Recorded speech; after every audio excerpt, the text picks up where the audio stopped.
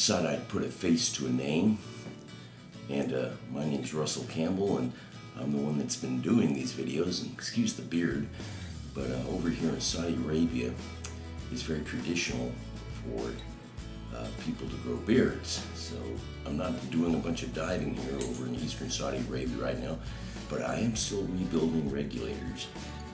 And hopefully when I get back to the west side, back up into the Red Sea, I'll get out and do some more diving there. But the main thing we're going to talk about here is how to grade and estimate the real worth of what you want to put into a regulator. And do not confuse this with a pure collector's kind of statement. If you're just in for pure collecting, there's some good points in here too. This is aimed at both collectors and regulator rebuilds for vintage double hose regulators from realistically about 1973 and before, although there were a couple of companies that did produce them afterwards, such as Nimrod, clear up till 1998.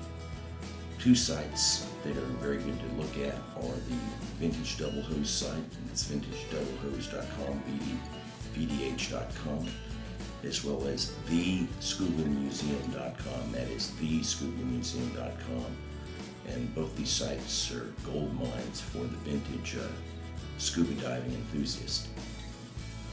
One of the reasons I got back into vintage diving, I did it when I was a kid, back in the early 70s, and then I didn't think we'd ever be able to do it again, but now we've got all these wonderful products out here that can help us rebuild these very reliable and fantastic scuba regulators. Totally safe, just as good as any of the modern ones, and in some cases they breathe better and breathe a little bit more moist air instead of getting that dry scuba mouth after using a single hose regulator.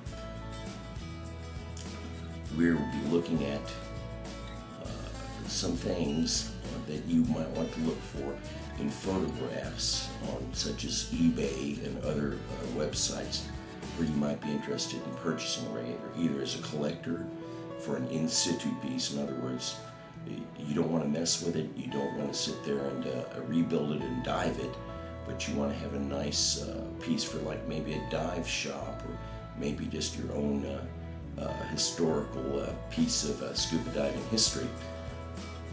That all said, this is primarily aimed at the rebuilder, but not completely aimed at the rebuilder in order to give that rebuilder, especially someone who's new with vintage double hose regulators, an idea of really what to look for when they're thinking about purchasing a regulator. We're going to be looking at several key points for how we grade the condition of regulators. And we're going to be using a guide I've already placed on the vintagedoubleHose.com forum website for regulator condition rating. Like I said, it can be used as purely a collector's tool or for the rebuilder. And we're going to be using the terms off of that document. So let's get to it.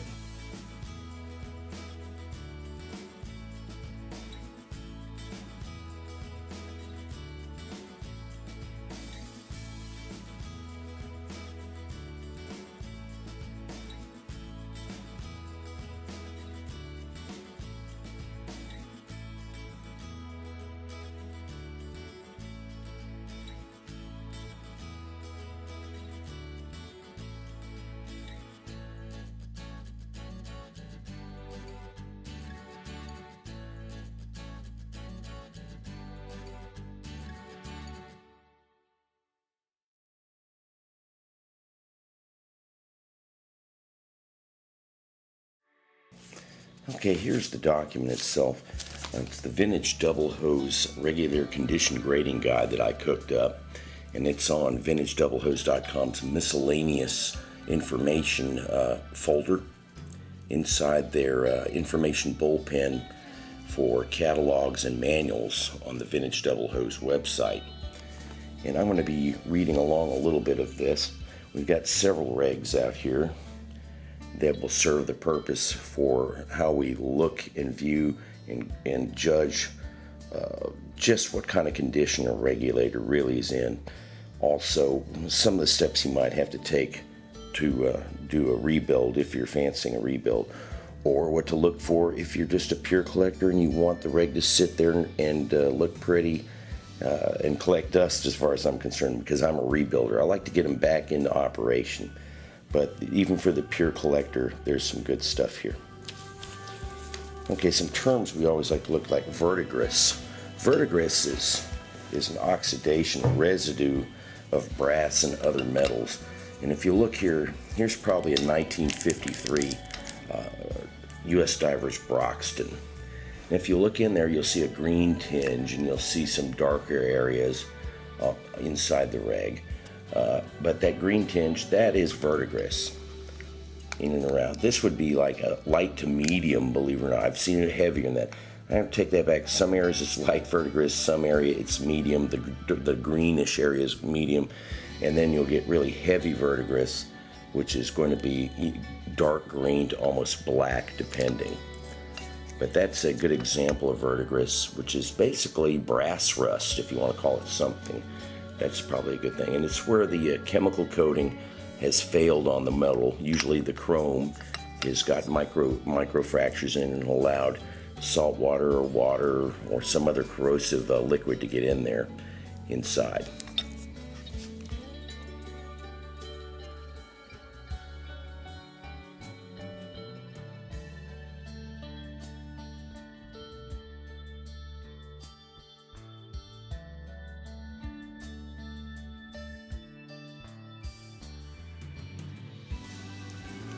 Dry rot. Dry rot, specifically, oxidation and loss of polymer cohesion in either plastic, wood, or rubber products. It's evidenced in vintage double hose regulators by a stiffness and cracking, a breaking of mostly rubber components, such as your main body diaphragm or in the hoses themselves. Now here's some perfect example of dry rotted hoses.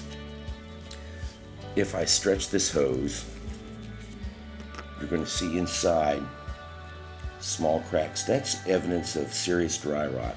Now, I wouldn't try to dive these hoses, but in some cases, hoses like this might stay completely intact on a regulator and would be good for the pure collector who wants a complete reg with all the original equipment, including the hoses. That's what we're looking at. Now, inside regulator bodies, of course, there's a main diaphragm in here in the first stage, and of course, you have the main actuator diaphragm on the outside here that would have to be checked. Also, duck bills. Okay, on this rig, of course, it's a two-piece.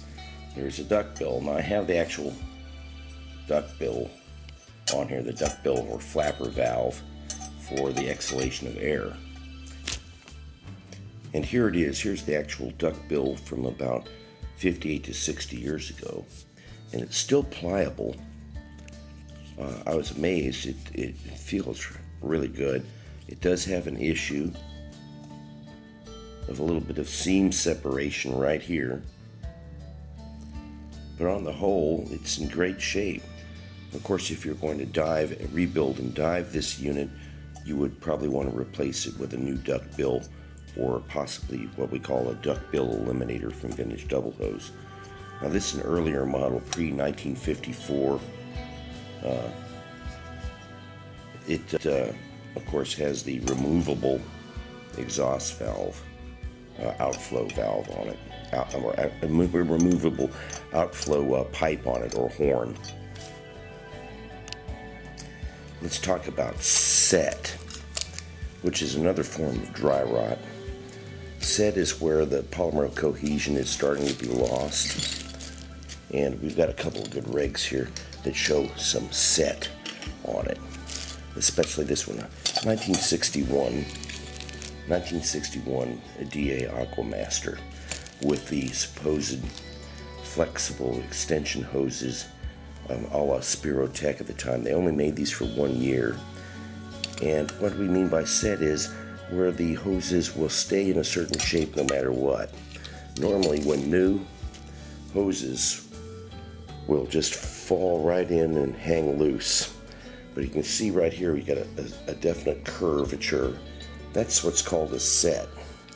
And as he rotated around, you can see that it's taken a set in the rubber matrix itself. This portion here of this old yellow hose has taken a set. It's not flexible. It's not like the rest of the hose. And let me get you a modern hose here. Here's a brand new hose. Doesn't have any set, okay? It's totally flexible, can go either way, and it's not just going to, after sitting up for a while, stay in one position, what we call a set, form a set, and freeze up.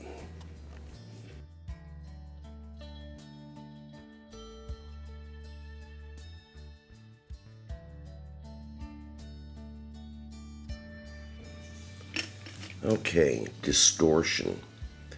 Might not be noticeable, but if you look closely here at these two can bodies, where my thumb is on the top here, and the lower can, or the inhalation can, you'll see a slight gap right here between the two cans. That's a form of what we call distortion. Okay, it's a bending of metal or other components, okay, out of their set factory shape. Okay, the distortion here is not bad, but in some of these cans that you might get, in some of these regulators, you'll have massive distortion in areas such as the yoke. You might actually get yokes that are bent along here. Now, whether that's from overpressure, people not putting the yoke on correctly, you might get some key distortion up here. Your attachment key might be bent, which is a form of distortion. Okay, in can bodies, look for distortion in the horns. There's a little bit of distortion there. It's a little bit flattened out. And we have some distortion. It's not a nice perfect round circle anymore. It's slightly distorted. Usually it's from being stepped on, or maybe the regulator was bumping into something over the years. But that's a form of distortion.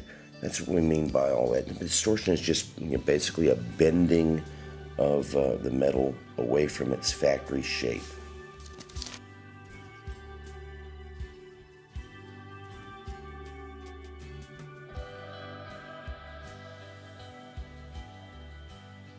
Dents. Dents are obvious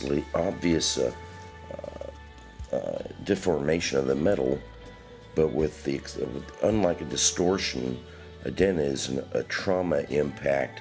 Now, I don't have any regulators here that show it, but I'm going to show you a picture of what one looks like with true dents on it. It's absolutely horrible.